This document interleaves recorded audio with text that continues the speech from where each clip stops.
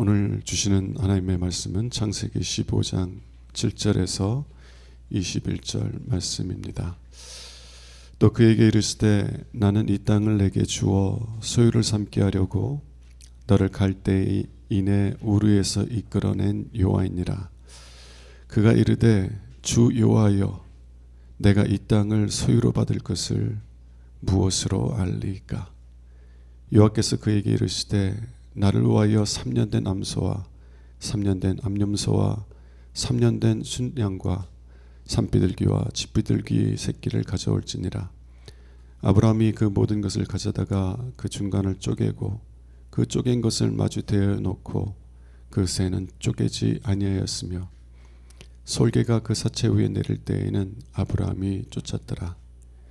해질 때에 아브라함에게 깊은 잠이 임하고 큰 흑암과 두려움이 그에게 임하였더니 여호와께서 아브라함에게 이르시되 너는 반드시 알라.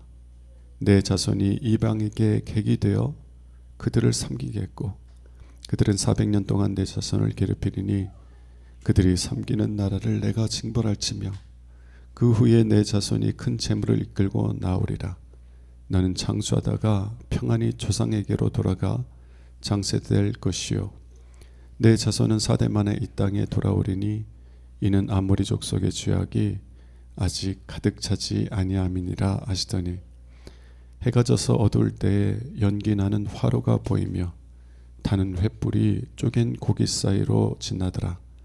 그날에 여호와께서 아브라함과 더불어 언약을 세워 이르시되 내가 이 땅을 애굽 강에서부터 큰 강 유브라데까지 내 자손에게 주노니 곧 겐 족속과 그니스 족속과 간몬 족속과 헷 족속과 브리스 족속과 르바 족속과 아모리 족속과 가나안 족속과 기르가스 족속과 여부스 족속의 땅이니라 하셨더라. 아멘.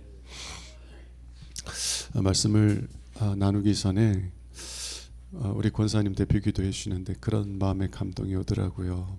하나님께서 지금 우리와 함께 하고 계시지. 그런데 우리의 눈이 열리지 않아서 하나님이 함께 계신 것을 보지 못할 때가 많구나. 하나님, 우리도 베델의 은혜를 주옵소서.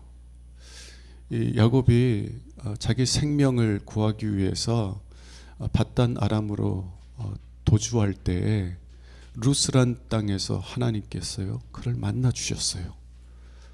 정말 하나님이 계시다고 생각하지 않았던 곳에 하나님께서 계시다는 것을 발견하였습니다. 그러자 야곱이 뭐라고 그 땅을 칭해요? 베델, 하나님의 집이도다. 참으로 하나님이 계시는 곳이었구나. 여러분, 우리가 예배 드릴 때마다 이 예배 드리는 장소에서 하나님께서 나와 함께 하신 것을 경험하는 은혜가 있기를 주님의 이름으로 축원합니다. 그래서 이곳이 하나님의 집이구나, 베델이구나, 그렇게 고백하며 기뻐하는 은혜가 있기를 원합니다. 오늘은 십자가 흔들리지 않는 믿음의 기초라는 제목을 가지고 함께 은혜를 나누길 원합니다. 모든 세상은 흔들려요. 우리의 마음도 흔들립니다. 그러나 흔들리지 않는 기초가 있는데 그것이 십자가라는 거예요. 아브라함이 75세가 되었을 때에 하나님은 아브라함에게 그가 서 있는 가나안 땅을 그와 그의 후손의 소유로 주시겠다고 약속하셨어요. 그런데 아브라함이 175세의 나이로 죽을 때까지 땅 한 평 소유하지 못했습니다. 그럼에도 불구하고 아브라함은 죽을 때까지 이 땅에 소망을 두는 것이 아니라 하나님께서 약속하신 영광의 소망을 두고 끝까지 믿음의 길을 걸어갔었던 것입니다. 아브라함은 어떻게 끝까지 그렇게 믿음의 길을 완주할 수 있었을까? 그래서 수많은 사람들에게 우리의 믿음의 조상이라고 일컬음 받을 수 있었을까? 저는 오늘 말씀을 통해서 아브라함이 끝까지 하나님의 약속에 소망을 두고 살았던 비결이 무엇인지를 함께 살펴보려고 합니다. 오늘 말씀을 통해서 우리도 아브라함처럼 흔들리지 않는 반석 같은 믿음 위에 굳게 서는 은혜가 저와 여러분들에게 있기를 주님의 이름으로 축원합니다. 오늘 본문으로 가볼게요. 7절을 보면 하나님께서 이제 아브라함에게 약속을 갱신하십니다. 아브라함이 75세 때 하나님께서 네가 서 있는 땅을 너와 내 후손에게 주리라 약속하셨는데 이제 그 약속을 받은 지 10년이 되었어요. 10년이 되었을 때 하나님께서는 그 약속을 다시 갱신시켜 주시는 것입니다. 내가 이 땅을 너에게 그리고 너희 후손에게 주리라. 그렇게 말씀하셨을 때 아브라함은요 8절에서 이렇게 반응합니다. 8절 한번 볼게요. 주 여호와여 내가 이 땅을 소유로 받을 것을 무엇으로 알리까? 주 여호와여 내가 이 땅을 나의 소유로 받을 것이라는 것을 무엇으로 알 수 있겠느냐고 말하는 것이에요. 이 질문은 아브라함만이 아니라 우리도 가지고 있는 마음에 있는 두 가지 근본적인 불안함을 드러냅니다. 첫 번째 불안은요, 약속하신 하나님, 그 하나님이 정말 약속하신 것을 지키시는 분인가? 하나님의 약속을 따라서 가나안 땅에 온 지 언 10년이 지났어요. 그런데 아무것도 변화된 것이 없습니다.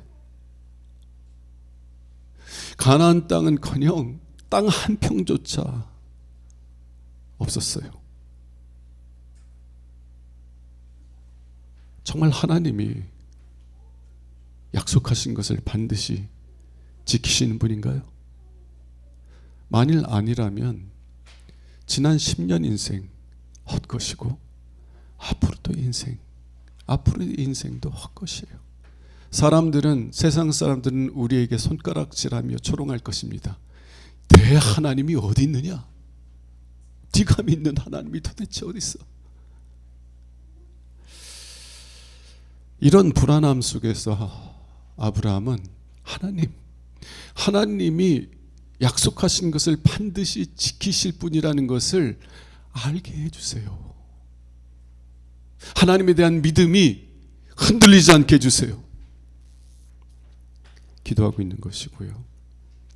두 번째 아브라함이 가지고 있었던 마음의 불안은 하나님에 대한 불안이 아니라 자기 자신에 대한 불안이었어요. 하나님께서 약속하신 것을 반드시 지키시는 분이라 할지라도 과연 내가 끝까지 하나님의 약속을 따라 살아갈 수 있을까? 사람은요, 인내의 한계가 오면 다 넘어집니다. 어떤 사람은 인내심이 짧아서 금방금방 넘어지는데 어떤 분은 정말 대단해. 그 인내심이 정말 길어요. 그러나 한계가 오면, 인내심의 한계를 넘어가면 누구나 포기하게 되는 거예요. 아브라함은 10년 동안 기다렸어요. 이제는 그의 기다림의 한계가 찾아오기 시작한 겁니다. 내가 잘못된 선택은 한 것은 아닌가? 지금이라도 다시 내 고향, 내 친척, 내 아버지 집으로 돌아가야 되는 것이 아닌가? 자신의 마음이 뿌리채 흔들리는 것을 경험하기 시작하는 거예요. 아브라함은 하나님께서 약속하신 것을 이루실 분이라는 것, 지키시는 분이라는 것을 알았을 거예요. 그래서 하나님 내 믿음을 굳게 해달라고 기도한 것이고요. 근데 두려운 것은 뭐냐면 하나님께서 내게 약속하신 것을 지키시는 분이라 할지라도 내가 그 이 믿음의 자리에서 떠난다면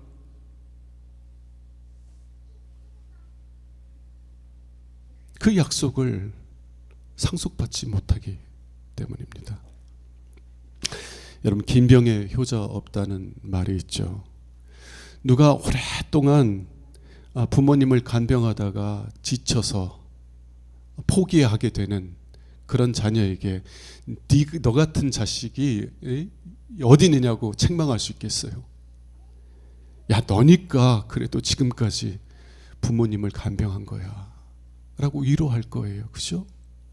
그런데 효자는요, 정말 내가 더 이상 간병할 수 없어서 부모님을 요양원에 넣었다가 요양원에서 돌아가시면은요, 그게 그렇게 자책이 되는 거예요. 조금만 더 참았으면, 조금만 더 인내했으면, 후회와 회한 속에서 평생을 살아가게 되는 거예요. 아브라함이 가졌던 불안은, 그래, 하나님은 약속하신 것을 반드시 지키시는 분이야. 근데 내가 기다리지 못해서, 인내하지 못해서, 목전에서 믿음의 길에서 넘어질까봐, 포기할까봐 두렵다는 거예요. 그래서 일평생 후회와 회한 속에서 살아갈까 두렵다는 거예요. 그래서 아브라함은 하나님께서 약속하신 이 약속을, 이 땅을 상속받을 것을 무엇으로 알 수 있겠습니까? 저의 연약한 믿음을 도우소서 기도하고 있는 것입니다. 이러한 아브라함의 기도에 하나님께서는 어떻게 응답하실까요? 9절을 한번 보도록 하겠습니다. 아브라함의 기도에 하나님께서 9절에 이렇게 응답하세요. 여호와께서 그에게 이르시되 나를 위하여 3년 된 암소와 3년 된 암염소와 3년 된 순양과 산비둘기와 집비둘기 새끼를 가져올지니라. 하나님, 내 믿음을 세워주세요. 간절히 기도했더니 하나님께서 나를 위해서 3년 된 암소와 3년 된 암염소와 3년 된 순양과 산비둘기와 집비둘기의 새끼를 데려올지니라. 이게 무슨 말씀이에요? 그러나 아브라함은 이해했어요. 하나님께서 그 짐승들을 가져오라고만 했는데도 불구하고 아브라함은 그 짐승들을 가져와서 짐승들을 반으로 쪼개서 서로 마주보게 해놓은 거예요. 왜요? 아브라함은 하나님께서 계약을 나와 계약을 맺으시려고 하는구나 라는 사실을 알았기 때문에 그렇습니다. 오늘날처럼 문서를 통해서 주고받는 그런 시대가 아니라 아브라함의 시대 때는요, 문서가 없었기 때문에 이 짐승을 잡아서 반으로 쪼개서 서로 벌려놓고 그 쪼개진 그 짐승들 사이로 계약 당사자들이 함께 지나가는 거예요. 그리고 그 쪼개진 짐승을 지나간 다음에 이렇게 말하는 것입니다. 만일 내가 이 계약, 이 언약을 어긴다면 이 쪼개진 짐승과 같이 될지어다. 내가 만약 이 계약, 이 언약을 지키지 않는다면 나는 저주를 받아서 이 짐승들처럼 될지어다. 맹세하는 거예요. 그렇게 맹세하고 나면 계약이 체결되는 것입니다. 오늘날보다 아브라함 때의 계약이 훨씬 더 강제력이 있었던 것 같아요. 여러분, 모든 계약은 강제력이 있죠. 왜냐하면 계약을 안 하고 구두로만 얘기하면 나 그때 그런 얘기 아니었어 그렇게 얘기할 수 있잖아요. 그런데 계약서를 작성하고 도장을 찍으면 그 계약을 지키지 않는 사람에게 불이익이 가게 돼 있어요. 그래서 그 불이익을 받는 것이 싫어서 계약한 것을 지키게 만드는 강제력이 있다는 것이에요. 근데 아브라함 때에는 그 계약을 지키지 않으면 어떻게 돼요? 계약을 지키지 않으면 상대방이 그 계약을 지키지 않은 사람을 죽일 수 있는 합법적인 권한을 갖게 되는 거예요. 그게 계약이에요. 너 계약 어겼어? 그럼 내가 너 죽일 거야. 죽여도 불법이에요, 합법이에요? 합법이에요. 얼마나 큰 강제력이에요. 그런데 내가 죽이고 싶어도 나보다 힘이 센 사람이면 죽일 수 있어요, 없어요? 나보다 힘이 세서 내가 그 사람에게 어떤 강제력을 발휘할 수 없는 상황일지라도요,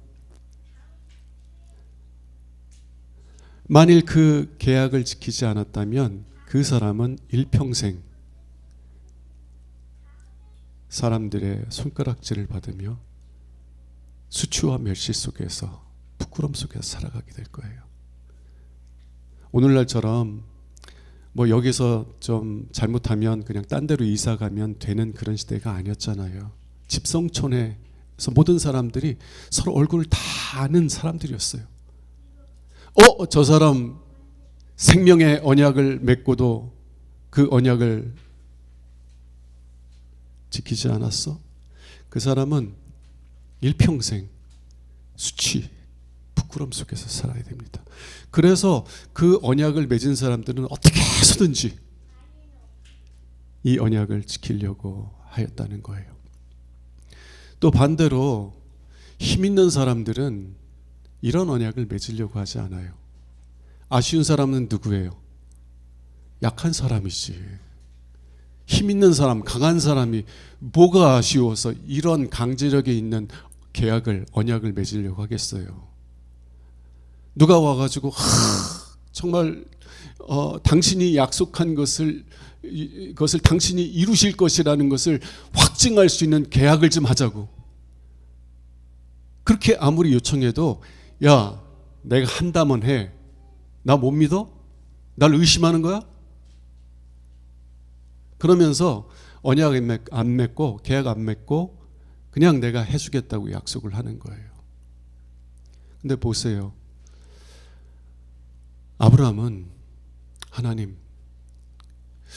하나님께서 반드시 약속을 지키실 거라는 것이란 제 믿음이 막 흔들립니다.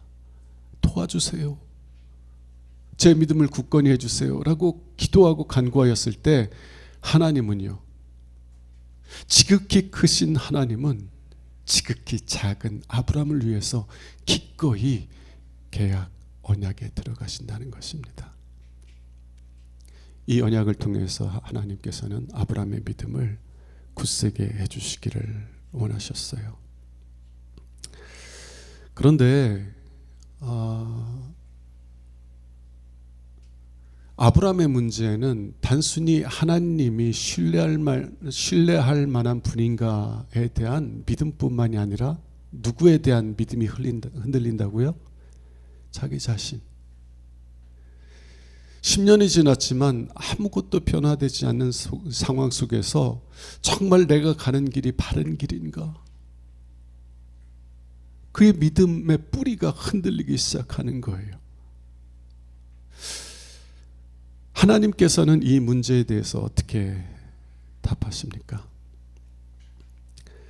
자, 12절을 한번 봅시다. 12절에 보면 해질 때가 되었을 때, 아직 해가 진 후가 아니에요.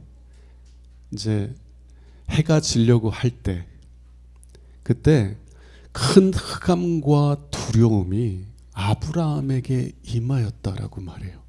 그래서 그가 깊은 잠에 빠지게 됩니다.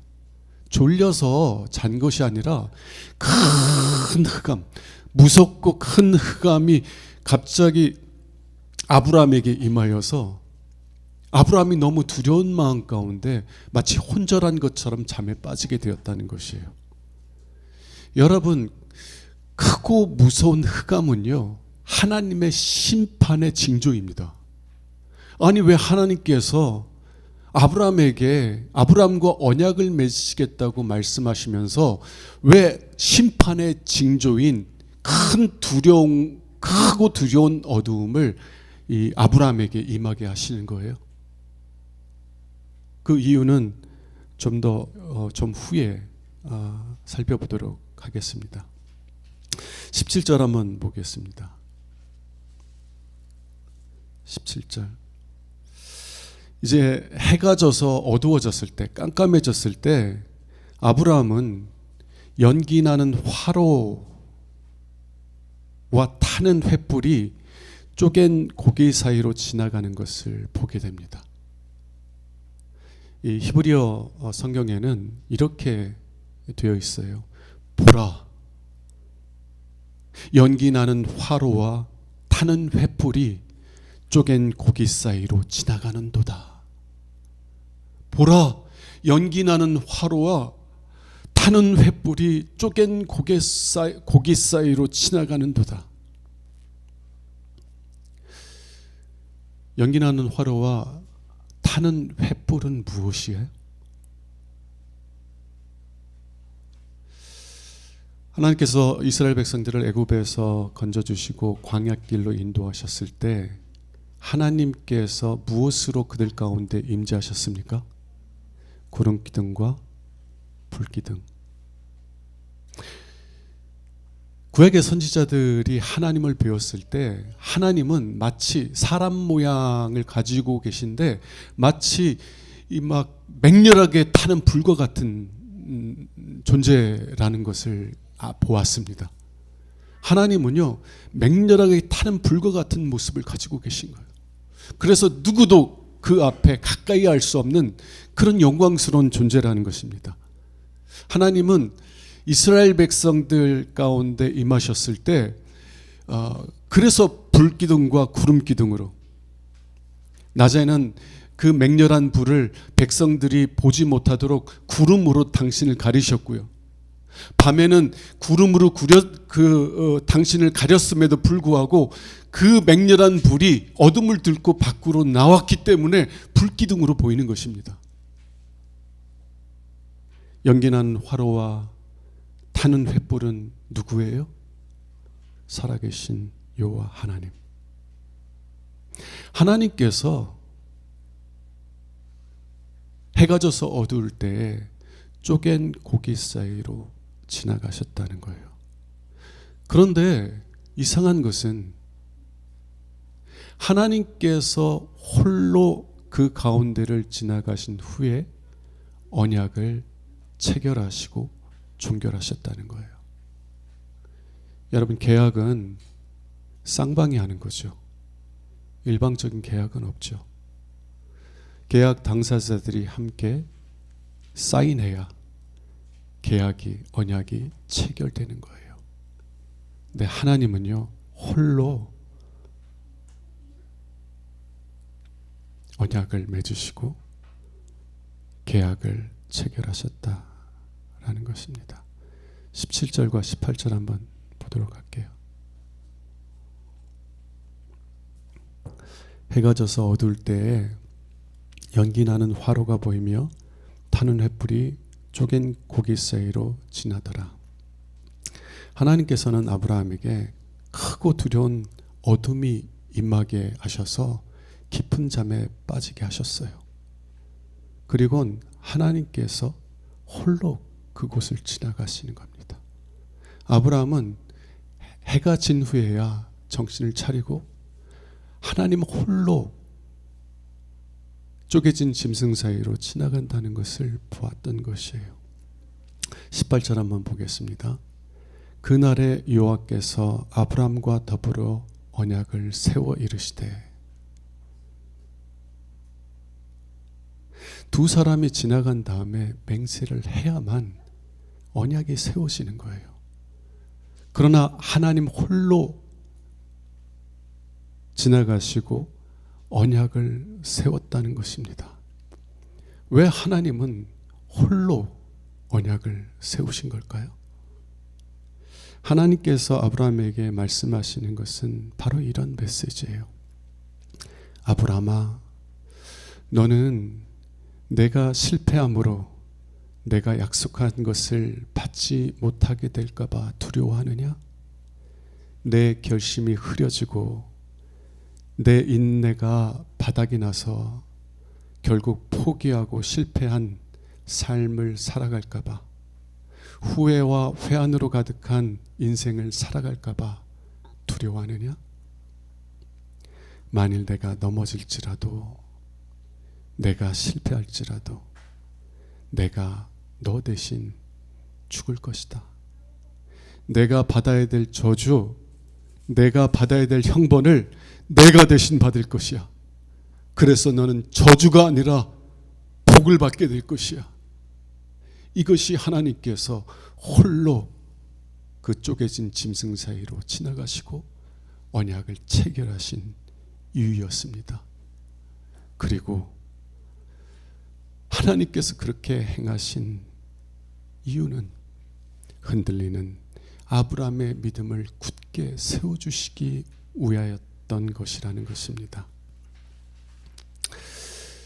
이 일 후에 아브라함은요, 그의 약해진 다리에 큰 힘을 받아서 담대하게 믿음의 길을 다시 걸어가요. 죽을 때까지 하나님께서 약속하신 것을 받지 못했을지라도 이 세상에 소망을 두는 것이 아니라 하나님께서 약속한 것에 소망을 두고 믿음의 길을 달려갈 수 있게 되었다는 것이에요. 그러나 아브라함은요, 하나님께서 이 계약을 통해 하신 맹세로 인해서 하나님이 어떠한 대가를 치르실지는 선명하게 보지 못했습니다. 약 2000년 후에 아브라함에게 임했던 그 크고 두려운 어둠이 골고다 언덕에 다시 임했어요. 심판의 상징인 크고 두려운 어둠이 골고다 언덕에 다시 임했습니다. 낮 12시부터 오후 3시까지 그 크고 두려운 어둠은 예수님이 달리신 십자가를 둘러쌌어요. 그리고 십자가에 달리신 예수님은 나의 하나님 어찌하여 나를 버리셨나이까 라고 부르짖습니다. 무엇이 일어난 거예요? 예수님에게 무엇이 일어난 것입니까? 하나님께서는 이사야서 53장 8절에서 하나님의 종 예수 그리스도께서 어떠한 고난을 받을지를 이렇게 말씀하셨습니다. 그가 살아있는 자들의 땅에서 끊어짐은, 그가 살아있는 자들의 땅에서 끊어진다는 것은요, 저주를 받아서 죽게 된다는 것을 의미합니다. 그가 살아있는 자들의 땅에서 끊어짐은 마땅히 형벌받을 내 백성의 허물 때문이라. 아브라함에게 약속하셨던 것처럼 네가 실패할 때, 너의 죄와 허물로 인하여서 네가 내 약속을 받지 못하게 될 때, 내가 너 대신 형벌을 받을 것이다. 내가 너 대신 저주를 받을 것이다. 그래서 너는 복을 받게 될 것이다. 말씀하셨던 것처럼 아브라함의 후손으로 오실 자가 살아있는 자들의 땅에서 끊어지게 될 것입니다. 저주를 받아 끊어지게 되어서 하나님께 버림을 받게 될 것이라는 거예요. 무엇 때문에? 마땅히 형벌받을 내 백성의 허물 때문에. 하나님께서는 아브라함에게 맹세만 하셨습니다. 그런데 2000년 후에 하나님께서는 그 맹세에 대한 대가를 치르셨어요. 하나님의 아들이신 예수 그리스도께서는 우리의 실패, 우리의 죄와 허물에 대한 책임을 지시고 우리를 대신하여 저주받아 버림받으셨습니다. 사도 바울은 하나님께서 아브라함과 맺은 계약의 말씀을 묵상하면서 갈라디아서 3장 13절과 14절에서 이렇게 말합니다.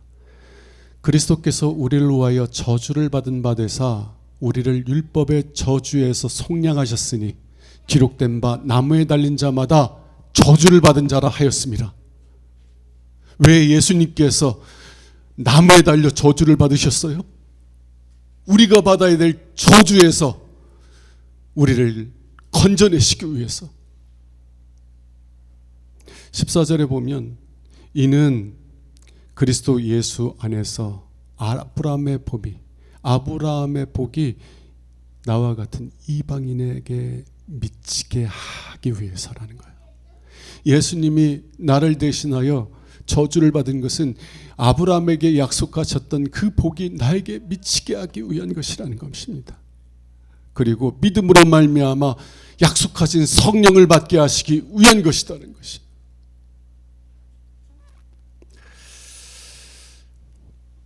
예수님께서 우리를 대신하여 저주를 받으심으로 예수를 믿는 우리는 하나님께 저주를 받는 자가 아니라 이미 복을 받는 자가 되었습니다.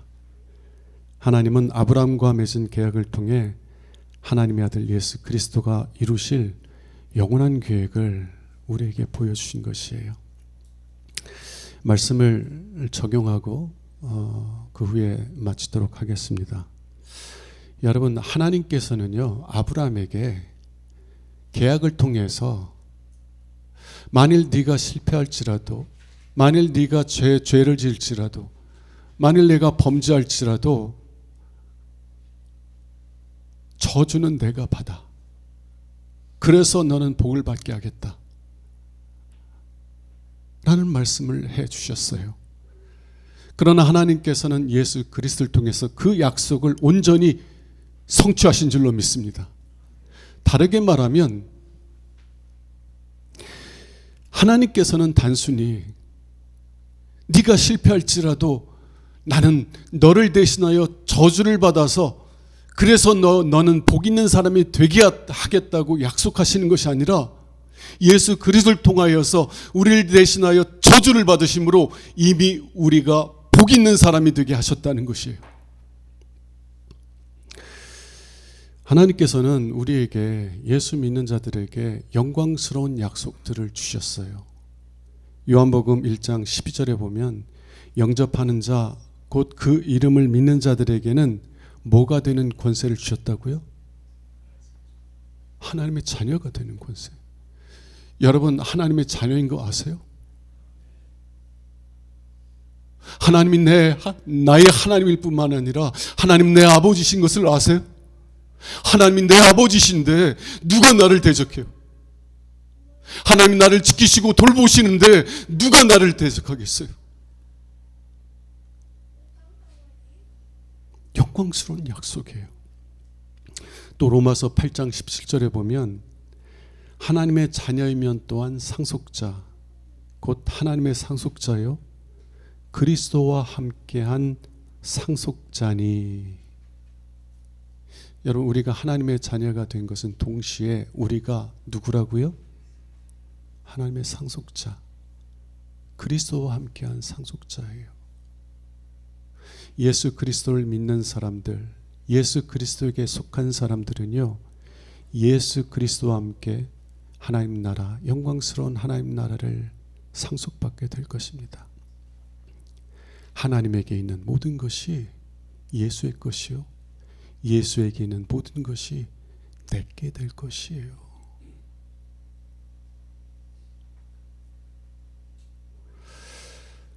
그리고 십자가는요 하나님께서 이 약속들을 지키실 것이라고 말하는 것만은 아니에요. 십자가는 하나님께서 예수 그리스도를 통해서 이 약속들을 이미 이루셨다, 성취하셨다라고 말하는 거예요. 로마서 8장 30절을 보면은요 하나님께서 미리 정하신 사람들을 또한 부르신 그들을 또한 의롭다 하시고 의롭다 하신 그들을 또한 영화롭게 하실 것이다 라고 말하지 않습니다. 의롭다 하신 그들을 또한 영광스럽게 하셨다라고 말해요. 의롭다 하신 그들을 또한 영화롭게 하실 것이다가 아니라 이미 영화롭게 하셨다라고 말하는 거예요. 예수 그리스도께서는 십자가를 통하여 우리를 대신하여 저주받으심으로 우리가 이미 하나님께 복받는 사람이 되게 하신 줄로 믿습니다. 예수 그리스도는 십자가를 통하여서 우리가 하나님의 자녀가 되게 하셨고 우리가 하나님의 상속자가 되게 하셨다는 거예요. 이미 하나님께서는 아브라함에게 약속하셨던 것을 예수 그리스도를 통해서 성취하셨다는 거예요. 그래서 사도 바울은 빌립보서 3장 12절에서 이렇게 말하는 거예요. 내가 이미 얻었다 함도 아니요 온전히 이루었다 함도 아니라 오직 내가 그리스도 예수께 잡힌 바 된 그것을 잡으려고 달려가노라. 나는 이미 예수 그리스도에게 잡혀 있다는 거예요. 그리고 그 잡혀 있는 것을 잡기 위해 달려간다는 것입니다. 이게 무슨 의미예요?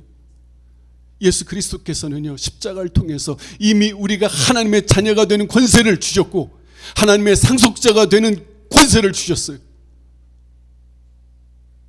내가 노력하고 애써야 하나님 나라를 상속받는 것이 아니라 나는 이미 하나님의 상속자라는 거예요. 때가 되면 하나님께서 우리를 부르실 때가 되면 혹은 예수 그리스도께서 우리를 부르시기 위해 다시 이 세상에 오실 날이 오면 상속자인 우리는 예수 그리스도와 함께 하나님 아버지의 모든 것을 상속받게 될 줄로 믿습니다. 성경적 표현으로는 우리가 예수 그리스도와 함께 영원토록 왕노릇한다는 거예요. 이게 이미 그리스도께 내가 붙잡혀 있는 것입니다. 이것이 예수 그리스도께서 이미 십자가를 통해서 이루시고 성취한 것이에요. 내가 노력하고 수고하고 애써야 하나님께서 나를 하나님 나라에 들여보내 주실까? 두려워하지 마세요. 내가 이렇게 살아서 정말 하나님 앞에 갔을 때 하나님께서 너 누구냐 하실까 두려워하지 마세요. 여러분은 하나님의 자녀일 뿐만 아니라 이미 하나님의 상속자인 줄로 믿습니다. 예수 그리스도께서 십자가에 달리신 것은 여러분들을 하나님의 자녀 삼으시고 여러분들을 하나님의 상속자가 되게 하시기 위한 것이에요. 만일 여러분들이 나 같은 것은 하나님의 자녀도 아니야, 나 같은 것이 뭐 하나님의 영광을 상속받아, 그렇게 말하며 낙심하고 절망한다면 여러분들은 겸손한 것이 아니라 예수 그리스도의 죽음을 헛된 죽음으로 여기는 것이에요. 예수께서 여러분을 대신하여 저주를 받으셨기 때문에 여러분들이 복받는 자가 되었는데 여러분이 아직도 하나님의 저주 아래 있는 것처럼 여긴다면 예수님은 헛되이 죽은 것이지. 아니에요. 하나님의 아들 예수 그리스도께서는 우리를 복 있는 자가 되게 하시기 위해서 우리를 대신하여 저주 받으셨습니다. 그 십자가를 통해서 하나님은 이미 여러분들을 하나님의 자녀 삼아주셨고 이미 여러분들을 하나님의 그리스도와 함께한 상속자로 삼아주신 줄로 믿습니다. 그러므로요, 바울처럼 이렇게 고백하세요. 내가 그리스도 예수께 잡힌 바 된 그것을 잡으려고 달려가노라. 내가 애쓰고 수고해야 하늘나라에 들어갈까 말까 두렵습니다 라고 말하는 것이 아니라 나는 이미 내 시민권은 하늘에 있습니다. 나는 하나님의 아들이고 하나님의 딸이며 하나님의 영광을 상속받을 상속자입니다. 내가 그것을 받으러 하나님께 나갑니다. 그날을 사모하며 하나님께서 나에게 그리스도와 함께 하나님 나라의 영광을 상속해 줄 그날을 사모하며 믿음의 길을 걸어갈 수 있는 저와 여러분들 될 수 있기를 주님의 이름으로 축원합니다. 기도하겠습니다. 주님, 우리의 믿음이 흔들릴 때마다 십자가를 바라볼 수 있는 은혜를 허락하여 주시옵소서. 예수님께서는 십자가를 통해서 이미 하나님의 약속을 성취하셨습니다. 내가 노력하고 애써야 하나님의 자녀가 되는 것도 아니고 하나님의 상속자가 되는 것도 아닙니다. 예수님께서 우리를 대신하여 저주받으셨기에 우리는 이미 하나님의 사랑받는 자녀이고 우리는 이미 그리스도와 함께한 상속자임을 믿습니다. 하나님께서 우리에게 주실 그 영광을 사모하며 하나님을 찬송하며 믿음의 길을 걸어갈 수 있도록 은혜 베풀어 주옵소서. 우리 주 예수 그리스도 이름으로 감사하며 기도합니다. 아멘. 찬송가 263장